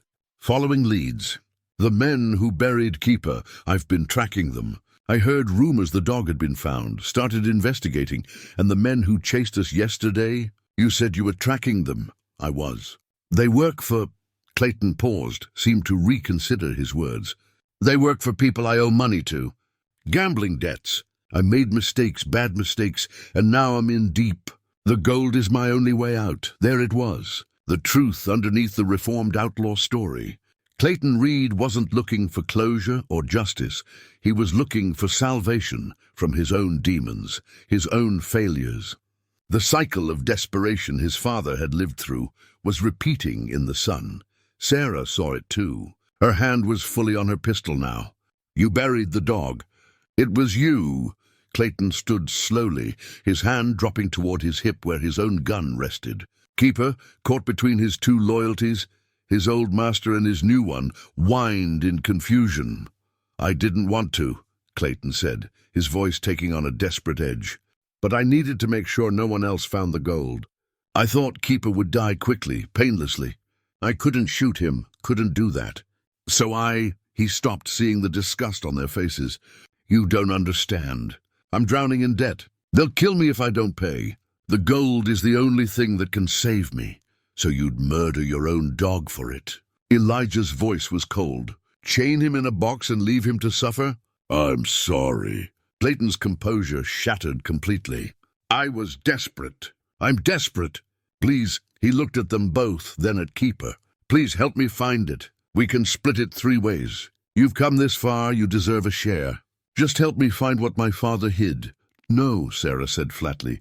That gold belongs to the railroad, to the families of the men who died protecting it, including my husband. Clayton's expression hardened. His hand moved to his gun. Then I can't let you stop me. I'm sorry, but I can't. I've come too far, lost too much. The standoff was sudden and absolute. Clayton with his hand on his weapon, Sarah with hers already drawn, Elijah calculating distances and odds, and the likelihood that all 3 of them would die in the next 10 seconds. And Keeper, standing between them, looking from one person to another, his simple dog's heart breaking under the weight of human complications. Don't do this, Clayton, Elijah said quietly. Don't become the thing you spent your life trying not to be. For a moment, it could have gone either way. Then Clayton drew his weapon, and Sarah fired. The shot missed. Sarah was a good shot, but shooting to stop, not kill, and the bullet sparked off the rocks behind Clayton. He fired back, his shot going wide as well, and Elijah tackled Sarah behind cover as more shots followed. Keeper barked frantically, caught in the middle, and then ran. Not away, but up. Up toward the mesa, toward the place his original master had sent him to remember. Toward the buried secrets that had cost so many people so much, and all 3 of them, despite the gunfire and anger and betrayal, turned to follow. Because the dog knew, had always known. And after 15 years of waiting, Keeper was finally going home. The climb was brutal under the rising sun, the mesa's face steeper than it looked from below. with loose rock that slid under boots and handholds that crumbled when tested. Elijah and Sarah climbed together, taking turns providing cover, watching for Clayton, who'd retreated after the initial exchange of gunfire. He was out there somewhere, circling maybe, or calling in those hired men he'd mentioned, or simply waiting for them to do the hard work of finding the gold so he could take it. Keeper climbed ahead of them with the sure-footed confidence of memory, pausing occasionally to look back and make sure they were following, then continuing upward toward the mesa's crown. The dog knew where he was going, that much was clear. 15 years had passed, but some things were etched too deeply to forget. They reached the top as the sun cleared the eastern horizon fully, bathing the mesa in fierce golden light. The surface was larger than Elijah had expected, maybe 20 acres of wind-carved stone and hardy brush, with formations that looked like monuments to ancient gods. Petroglyphs covered every available surface, spirals and handprints, deer and hunters, stories told in stone by people long dust. Keeper didn't pause to admire the view. He moved with purpose toward the northern edge, where a formation of 3 standing stones created a natural archway. As they followed, Sarah suddenly grabbed Elijah's arm and pointed back the way they'd come. 3 riders were at the base of the mesa, dismounting, beginning their own climb. The hired guns Clayton had mentioned, probably. They'd be up here in an hour, maybe less. The clock was ticking. "We need to hurry," Sarah said. They followed Keeper through the stone archway and into a shallow depression where wind and water had carved a bowl into the mesa's surface. The dog circled this area several times, sniffing, whining, pawing at the ground with increasing agitation. He knew this place, but something was wrong. Something had changed or been moved or was simply too deep to reach. Elijah scanned the area, looking for signs of disturbance, for anything that might indicate where Maddox had hidden his fortune. The rock was solid here, no caves or obvious crevices, just the weathered surface of ancient stone. If the gold was buried somewhere, it would take tools and time they didn't have. "There has to be something," Sarah said, circling the depression. "A marker, a sign. Maddox wouldn't have trusted just the dog. What if Keeper had died? There'd need to be a backup way to find it." Keeper had stopped his frantic searching and was sitting in the exact center of the depression, looking at Elijah with those steady brown eyes. Not begging, not demanding, just waiting for the human to understand what the dog already knew. Elijah approached slowly and knelt beside Keeper. "What is it, boy? What are we missing?" The dog reached up with one paw and touched Elijah's chest, right where his shirt pocket was. The pocket where Elijah had been carrying. He reached in and pulled out the torn map fragment. Keeper's tail wagged once. Progress. Elijah spread the map on the ground, using rocks to hold down the corners against the wind, and studied it again with Sarah looking over his shoulder. The X marked this general area, but there was something else. A small notation in the corner he'd dismissed before as a smudge. Now looking closer in the bright sunlight, he could see it was text. Tiny, careful letters. "The compass points true north, but truth points west." "What compass?" Sarah asked.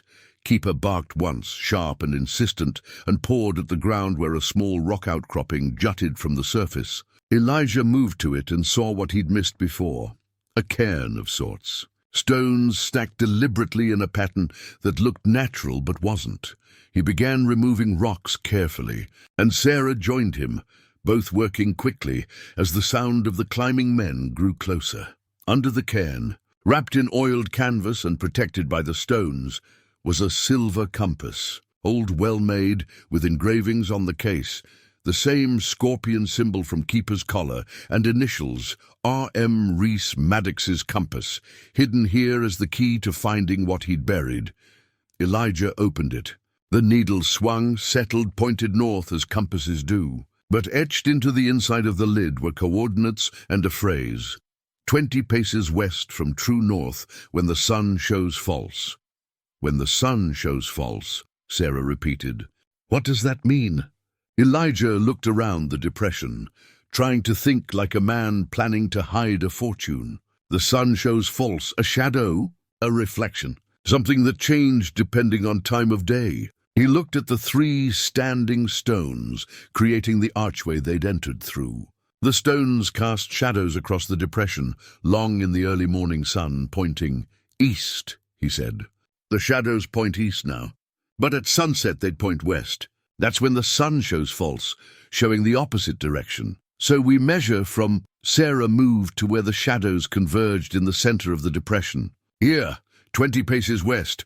They counted it out together, Keeper trotting alongside, and ended at a section of mesa surface that looked no different from anywhere else. Solid rock, no visible cracks or disturbances. But when Elijah stomped his boot hard against the stone, it sounded wrong, hollow, echoing. "Help me," he said, and they both began searching for the mechanism, the trick, the way in. Sarah found it, a stone in the nearby wall that shifted when pushed, ancient but still functional, triggering something deeper. A section of the mesa surface, maybe 6 feet square, shifted downward slightly with a grinding sound of rock on rock. Together, they heaved at it, muscles straining, and managed to lift one edge of the hidden door. Below was darkness, a vertical shaft descending into the mesa itself, with handholds carved into the wall and the smell of old air rising from below. An old mine, Sarah said, or someone carved it deliberately. Keeper barked and started down without hesitation, using the handholds with the same confidence he'd shown on the climb up. Elijah looked at Sarah, saw his own doubt mirrored in her face, then followed the dog into darkness. The descent was maybe 30 feet, enough that the light from above faded to almost nothing, forcing them to feel their way down carefully. At the bottom, Elijah's boots hit level ground, worked stone, smoothed by tools, leading deeper into the mesa. He could hear Sarah above him descending and Keeper ahead, the dog's claws clicking on stone. The passage opened into a chamber, and here there was light, a natural shaft somewhere above that let in enough sun to see by. And there, stacked against the wall in neat rows, were crates marked with the railroad company's logo. 60,000 in gold coins, untouched for 15 years. Waiting in the dark, like a secret too heavy to keep, Elijah stood very still, looking at the fortune his father could have used to save their ranch, that could have prevented everything bad that followed in his life. Enough money to start over, to build something real, to never be desperate again. All there for the taking. No one would know if they just... "We can't," Sarah said softly, reading his thoughts. "You know we can't." "I know." Elijah touched one of the crates, felt the weight of temptation and responsibility pressing against each other. "But God, it's hard. It would be so easy to just take it and walk away. Let the past stay buried. Would it? Would it be easy?" Sarah moved beside him, her hand finding his shoulder. "You'd know. Every time you spent a single coin, you'd remember the men who died for this. My husband, Deputy Holloway. Even Reese Maddox, who killed my husband, but loved his son enough to try to change. You'd carry that weight forever." "I've been carrying weight forever already," Elijah said, but he knew she was right. This wasn't his, could never be his, no matter how desperately he might need it. Some things you couldn't take without losing yourself in the process. A sound from above, voices, multiple people, the clatter of equipment. Glayton and his hired men had reached the mesa's surface. They'd be at the hidden entrance in minutes. "We're trapped," Sarah said, looking up at the shaft they'd descended. "If we go back up, they'll be waiting. They've got us cornered." Elijah examined the chamber more carefully, looking for another way out. The shaft of light from above came from a narrow crack too small to climb. The passage they'd entered by was the only obvious exit. But Keeper was sniffing at the far wall, pawing at it the way he'd pawed at the ground above. Elijah moved to where the dog indicated and found what Keeper had discovered. Another passage, narrow and dark, leading deeper into the mesa. An escape route, maybe, or just a way to die slower. Either way, it was better than waiting to be shot. "We need to block the entrance," Elijah said, thinking fast. "Give ourselves time." They used the gold crates themselves, stacking them at the base of the shaft, heavy enough to slow anyone trying to descend, valuable enough that Clayton wouldn't risk destroying them with gunfire or explosives. It was a temporary solution at best, but temporary was all they needed. Before they left, Elijah took one last look at the fortune they were leaving behind. Sarah had been right. Taking it would have poisoned everything, would have made him no better than the men who'd killed for it. But walking away from it, choosing principle over profit, felt like choosing a different kind of life. The kind his father would have been proud of. "Come on," Sarah said, already moving toward the narrow passage with Keeper. "We're not done yet. Still have to get out of this alive." They entered the passage, and the darkness swallowed them whole. The sound of angry voices echoing down from above as Clayton and his men discovered the hidden shaft and the gold they'd come so far to claim. Behind them lay temptation and death. Ahead lay only uncertainty and the slim hope that the dog who'd survived being buried alive knew one more secret path to salvation. Elijah followed Sarah and Keeper into the dark, his hand trailing the wall for guidance, his father's broken watch heavy in his pocket. Not a treasure, not a fortune, but something better, a reminder that what you chose to carry mattered more than what you chose to take.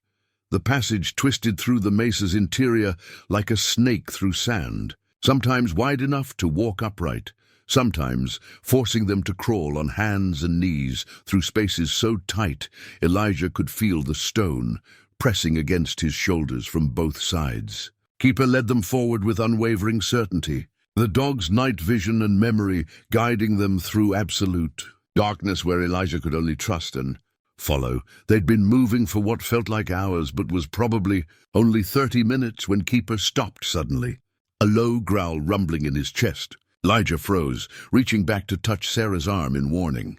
In the darkness ahead, he heard voices, faint but getting closer. Clayton and his men had found the passage, were following them through the mesa's heart. "Keep moving," Sarah whispered. "We can't let them catch us in here." No room to fight. The passage began to descend, growing steeper, and Elijah's boots slipped on loose rock more than once. Then Keeper stopped again, this time without growling, and Elijah's outstretched hand found empty space ahead, another chamber or a drop. Impossible to tell in the dark. He fumbled for the tin of matches in his pocket, struck one carefully. The small flame revealed they'd emerged into an old mine shaft, timber supports rotting with age, tool marks on the walls and scattered on the ground. Boxes of equipment left behind by whoever had worked this place decades ago. And in the corner, partially buried under fallen rock, were wooden crates marked with faded lettering, explosives, handle with care. "Dynamite," Elijah said as the match burned down to his fingers, and he dropped it. "Old dynamite. Maybe 20, 30 years. That's not good," Sarah said. "Old dynamite sweats nitroglycerin. Could explode if you look at it wrong, or it could be our only advantage." Elijah struck another match and moved carefully to the crates. Most were damaged, their contents degraded beyond use, but one box had been better protected under an overhang. Inside were 5 sticks of dynamite, their paper wrapping stained but still intact, and a coil of fuse line that looked reasonably sound. The voices behind them were getting closer, echoing through the passage they'd just exited. "No more than 5 minutes away, maybe less. We can't stay here," Sarah said. "But we can't outrun them either. This shaft has to go somewhere. Another exit, or it connects to the main chamber where the gold is." She was right. Keeper was already moving again, following the shaft deeper into the mesa. They grabbed what they could, the dynamite, some rope from the old mining equipment, a rusted pickaxe that might serve as a weapon, and followed the dog. The shaft opened into the main chamber from a different angle, coming out on a ledge about 15 feet above where they'd stacked the gold crates. Below, Clayton and 3 hired guns were examining the fortune, their lamps casting wild shadows on the stone walls. A 4th man stood guard at the main entrance, rifle ready. 60,000, one of the hired guns was saying. "Split 4 ways, that's 15 each. Not bad for a few days' work." 5 ways, Clayton corrected, his voice tight. "I'm taking a share. I led you here. You led us to a blocked shaft and a maze of passages," another man countered. "The dog led us here." "Where is that damned dog anyway?" "And the other 2? Clayton looked up suddenly, as if sensing their presence, and his eyes locked on Elijah's across the distance. For a moment neither man moved. Then Clayton raised his pistol and fired, the shot echoing deafeningly in the enclosed space. Rock chips exploded near Elijah's head, and he pulled back behind cover. "Hold your fire!" Clayton shouted to his men. "I want them alive. They know things we don't. The dog's with them. We need that dog.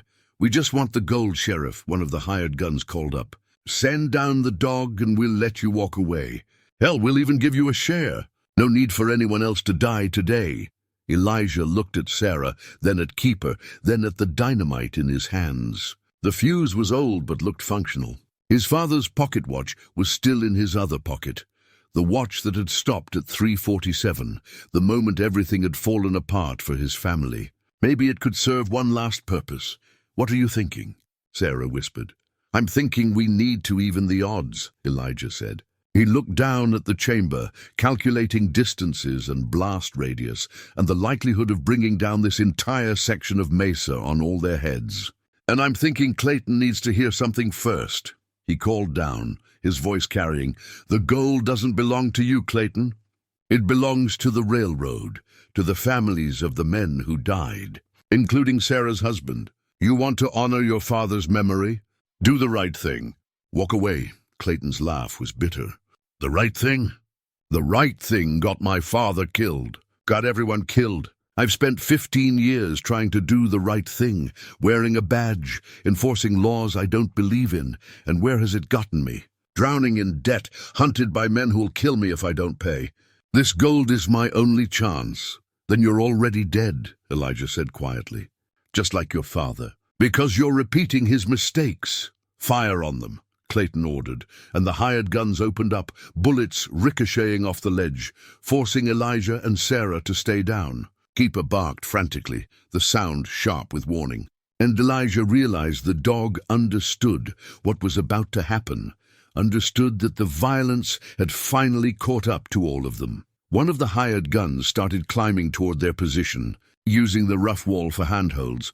Sarah fired, her shot catching him in the shoulder, and he fell back with a cry of pain, crashing into one of the gold crates. The others pulled him to cover, and Clayton's face twisted with rage.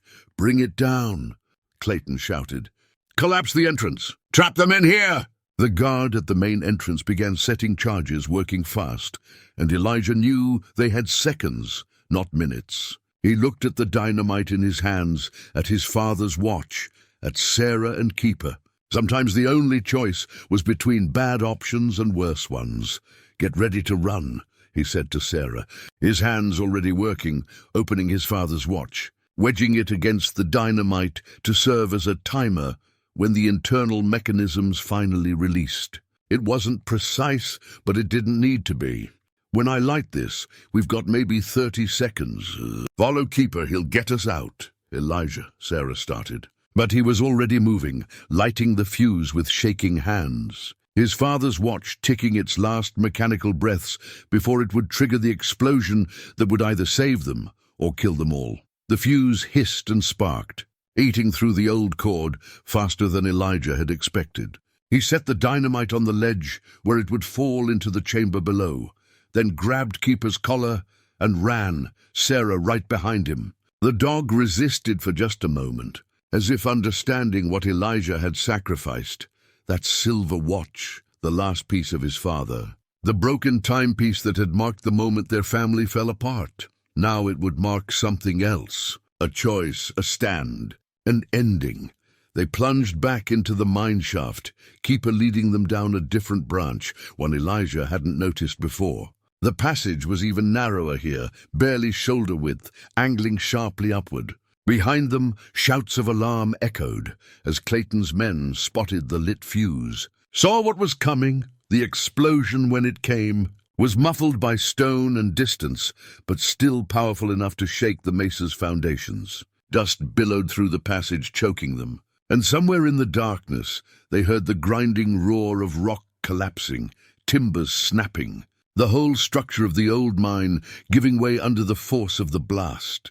They kept climbing, coughing, feeling their way up through spaces so tight Elijah had to exhale to fit through. His rifle scraping against stone, his pack catching on every protrusion. Sarah was behind him, her breath coming in gasps. But she kept moving, kept climbing, driven by the same desperate need to reach light and air and open sky. Keeper burst through first, into daylight so bright after the darkness that Elijah had to shield his eyes. They emerged not on top of the mesa, but on its western face, a narrow ledge barely wide enough to stand on, with a treacherous descent visible below. The explosion had done exactly what Elijah had hoped, collapsed the main chamber, trapping anyone inside or near it, while leaving this alternate route intact. "Look," Sarah pointed down toward the canyon floor. Two of the hired guns had made it out before the collapse, were now stumbling away from the mesa, done with this job, wanting nothing more than distance from the death trap they'd barely escaped. But Clayton had made it out too, and he wasn't leaving. He stood at the base of the mesa, looking up, his face a mask of rage and desperation. Blood stained his shirt from a wound Elijah couldn't quite see, but the man was still on his feet, still holding his gun, still unwilling to let this go. "We need to get down," Elijah said. "Finish this." The descent was terrifying, handholds crumbling under their weight, loose rock avalanching down ahead of them. Twice Elijah nearly fell, and once Sarah did fall, sliding 20 feet before catching herself on a jutting stone. But they made it down, Keeper somehow navigating the impossible terrain with canine grace, and finally stood on solid ground again. Clayton was waiting for them, his gun raised but his hand shaking. Up close, Elijah could see the man was badly hurt, a deep cut across his forehead from falling rock. His left arm hanging useless, blood soaking through his shirt from what might be a broken rib, puncturing something internal. But his eyes were still fierce, still determined. "It's over, Clayton," Elijah said, his rifle pointed at the ground, not wanting this to end in more death. "The gold's buried. Your men ran. You're hurt. Just let it go, let it go." Clayton's voice cracked. "I've got nothing to let go. That gold was my last chance. The men I owe, they'll kill me slowly, make an example. You don't understand what you've done." "I understand you tried to kill your own dog," Sarah said, stepping forward, her pistol level. "I understand you've become exactly what your father feared you'd become. He tried to break the cycle, Clayton. Died trying. And you're just repeating it. Something in Clayton broke then. He pulled the trigger, but his wounded arm betrayed him, the shot going wide. Elijah moved to return fire, but Keeper was faster. The dog launched himself at Clayton with a snarl, hitting him square in the chest, knocking him backward. The gun flew from Clayton's hand, and the man went down hard. Keeper standing over him, teeth bared but not biting, giving warning instead of vengeance. Elijah reached Clayton first, kicked the fallen gun away, stood over the man who'd caused so much pain in his desperate attempt to escape his own. Clayton looked up at him, blood running down his face, and something in his expression shifted from rage to resignation. "Do it," Clayton said. "Finish it." "I deserve it." "No," Elijah said simply. He holstered his rifle and offered his hand instead. "You deserve to face what you've done. To make it right, as much as anything can be made right." Clayton stared at the offered hand like it was a snake. "They'll kill me." "The men I owe.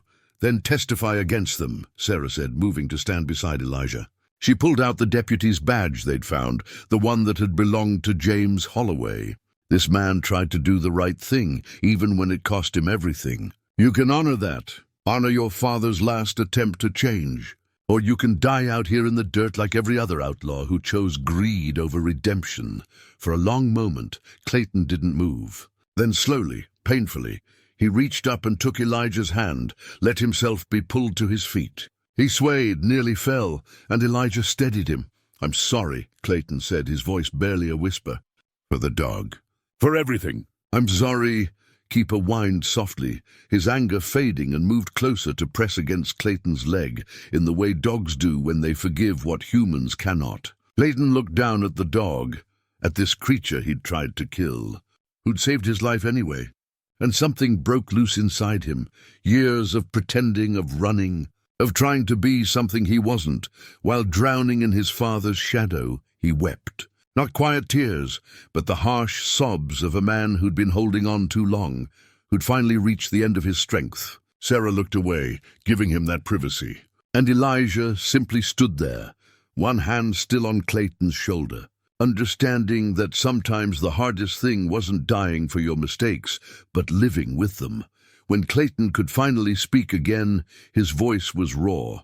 "The gold! It's still there under all that rock.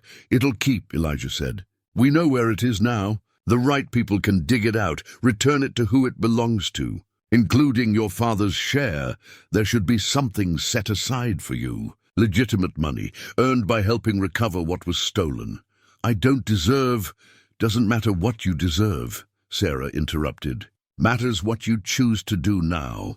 Holloway's badge is going to the territorial marshal, along with his letters and the truth about what happened 15 years ago. You're going with us. You're going to tell them everything, about your father, about the gang, about the corruption. And then you're going to help make sure the families of the men who died get what they're owed." Clayton nodded slowly, accepting the weight of it. Accepting that survival came with a price, and that price was facing the truth instead of running from it. They walked away from Rattlesnake Mesa together as the sun began its descent toward evening. 3 people and a dog, all of them damaged, all of them survivors, all of them choosing, finally, to move toward something instead of running away. Behind them, buried under tons of rock and sand, 60,000 in gold coins waited in darkness. Not lost anymore, just waiting to be brought back to light and given its proper place in the story of redemption. 3 months later, Elijah stood on the porch of the house his father had built, watching the sun set over land that was his again. Not all of it, just 20 acres instead of the 200 that had once carried the Dade name, but enough. Enough to run a small herd, enough to build something lasting, enough to finally stop running. The territorial government had been generous with the reward for recovering the gold and providing testimony that led to several arrests. Not just Clayton's gambling creditors, but a network of corruption that stretched back to the original robbery, including a marshal who'd been taking payoffs to look the other way. The truth, once it started coming out, had pulled more threads than anyone expected. Elijah had taken his share of the reward money and done what he should have done 6 years ago, bought back a piece of his family's land from the bank that had foreclosed. Not the original ranch house that had been torn down and replaced by someone else's dream, but the south pasture where his father had taught him to ride, where the old cottonwood still grew by the creek. He'd built a simple house there, 4 rooms and a porch, using lumber. He'd hauled himself and nails. He'd counted twice before buying. It wasn't much, but it was his, earned honest, and it felt like coming home. Keeper lay at his feet, the dog's muzzle grey now with age that had been hidden by malnutrition before. 3 months of regular meals and safety had transformed him from the half-dead creature Elijah had pulled from that buried chest into something resembling the working dog he'd been meant to be. He still had nightmares sometimes. Elijah would wake to find Keeper whimpering in his sleep, paws twitching, reliving whatever horrors he'd witnessed 15 years ago. But the nightmares were growing less frequent, and the peace was settling in deeper. On Keeper's collar was a new tag, simple brass, that Elijah had hammered himself, engraved with just one word, Keeper. No symbols, no initials, no connection to the violence and loss that had marked his old life. Just a name, and the promise that this time someone would keep him safe. A rider appeared on the eastern ridge, silhouetted against the dying light. Elijah recognized her before she was halfway down. Sarah, coming from her own property that bordered his to the east. She'd bought the old graven place with her reward money, had cleaned it up and reopened it as a proper trading post.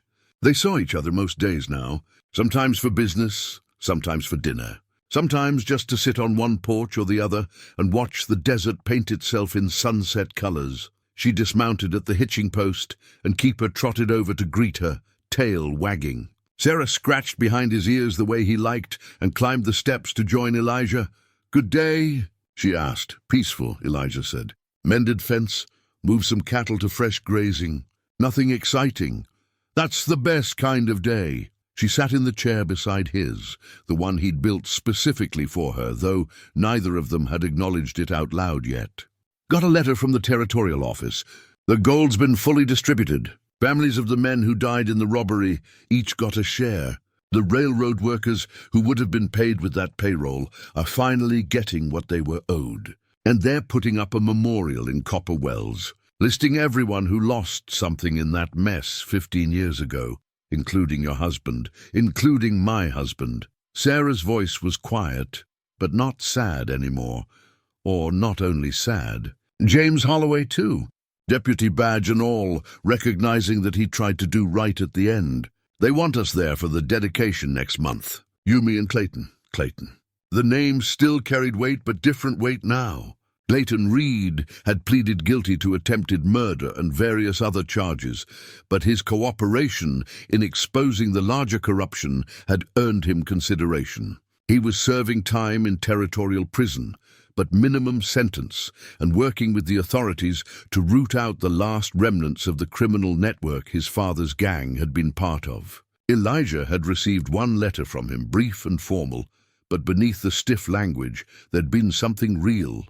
Gratitude, maybe, or the first shoots of genuine change. "We'll go," Elijah said. "It's important." They sat in comfortable silence as the sky deepened from orange to purple to the first star-pricked darkness. Keeper had settled between their chairs, content, and Sarah's hand had found its way to rest on the porch railing near Elijah's. Not quite touching, but close enough to feel the warmth. "You ever think about what would have happened if you'd walked past that chest?" Sarah asked. "If you'd seen it and just kept going?" "Every day," Elijah admitted. "I'd probably still be drifting, still squatting in abandoned buildings, still running from everything I'd lost. The dog saved me, not the other way around. He gave me a reason to stop running. I think you saved each other," Sarah said softly. "That's how the best things work. Not one person rescuing another, but two people choosing to hold on together."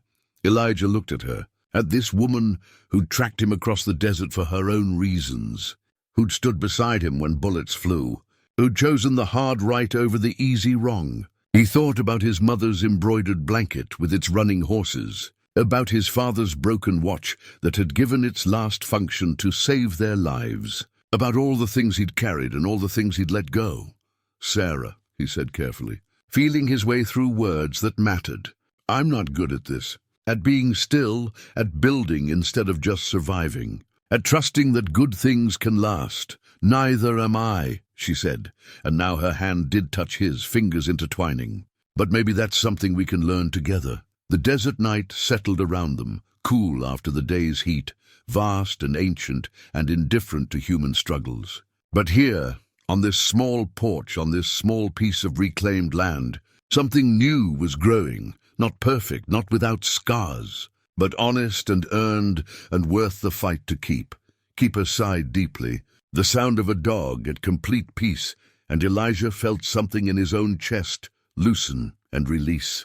The weight he'd been carrying since his father died, since the ranch was lost, since he'd decided he didn't deserve good things anymore. It didn't disappear, but it shifted, became bearable, became part of his story instead of the whole story. He'd spent 6 years walking away from things. Now finally, he was walking toward something. Toward a life that wasn't just survival, but purpose. Toward connections that weren't just convenient, but chosen. Toward a future that might actually resemble the past his parents had wanted for him.